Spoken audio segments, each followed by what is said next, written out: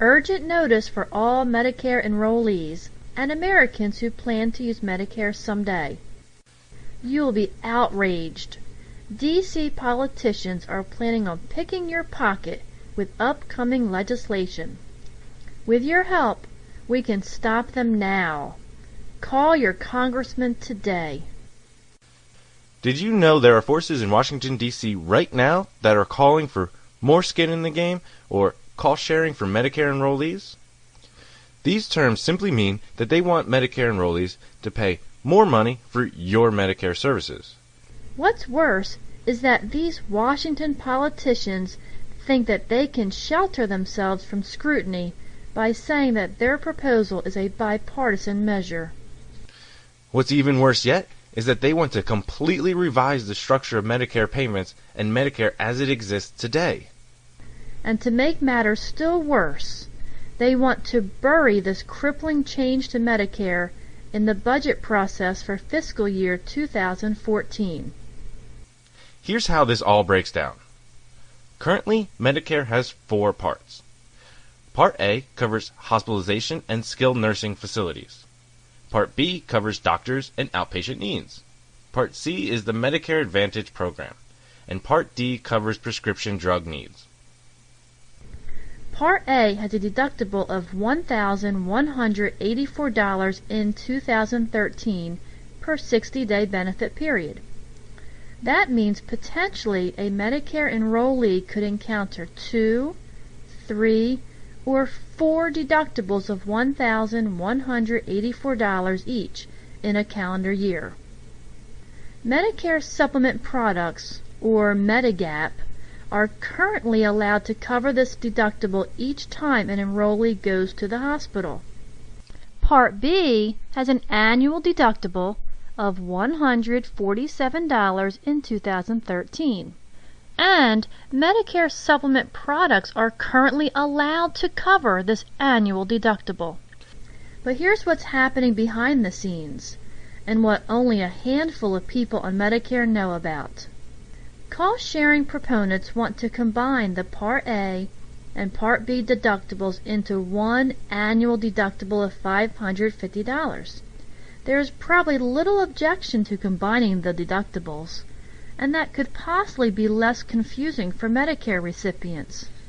But the way the proponents for more skin in the game are going about this is not good legislation for Medicare, Medicare enrollees, or the American taxpayer. As it's been presented, this notion could actually result in higher Medicare expenses as well as the guaranteed higher costs to enrollees. The problem with this idea is that they want seniors to pay more out-of-pocket money in order to cover this deductible. And on top of that, they want to prevent insurance companies from selling products that cover this deductible. The bottom line is that they want to force each Medicare enrollee to pay this $550 deductible out of their limited living budget each and every year. So with the current proposal, you will be forced to put more skin in the game. Yes, indeed. But it doesn't stop there. There are currently about 10 million Americans who own Medicare supplement or Medigap policies, and they pay premiums to cover those gaps with a plan of their choice, not one chosen for them by the government. Of those 10 million people, about 6.5 million of them choose Medicare supplement plans C or F. Those two plans currently pay for the Medicare deductibles. Proponents of cost-sharing want to apply a tax surcharge of 15% to enrollees who purchase these plans, thus driving up the cost of their Part B premium to Medicare, which was $104.90 per month in 2013. There are 2 gigantic problems with that thinking. First, it imposes segregation, because Medicare would single out 6.5 million people from the total Medicare enrollment. And secondly, it is discriminatory, because it discriminates against 6.5 million people by raising their monthly Part B premiums with a tax or surcharge for simply choosing a Medicare supplement policy that fits their needs.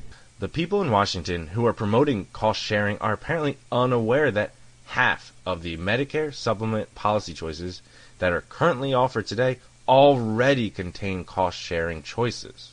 So what's the reason for more damaging and expensive cost sharing for enrollees? It is simply to get more of your skin in the game.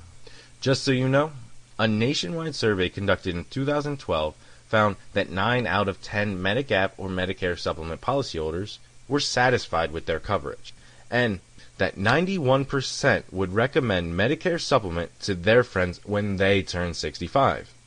The problem at Medicare is not what's coming in the front door, larger, more skin-in-the-game payments from you. It's what's going out the back door, a reported $50 billion per year in fraud, waste, and improper payments. So what does Congress gain by changing the Medicare supplement program when 90% of the people are happy with it? Many large national associations and organizations have supplied written testimony and letters of fact-finding to Congress stating that this is not good legislation and indeed would harm Medicare and Medicare enrollees. With that said, I urge you to call or write your senators and congressmen and inform them that cost sharing and more skin in the game is not good legislation, and certainly not in the best interest of Medicare recipients, nor the nation's taxpayers. And quite frankly, you have already paid your share of skin in the game. So, while it's fresh in your mind, click the link on the screen to help us stop this raid on Medicare enrollees before it's too late. Important changes, like revising the entire Medicare program, should not be quietly inserted into a budget bill. Help us stop this outrageous Medicare raid right now. Simply click the link on the screen for details of how you can help us protect Medicare and your Medicare plans. This important alert has been brought to you by the National Association of Medicare Supplement Advisors, Incorporated.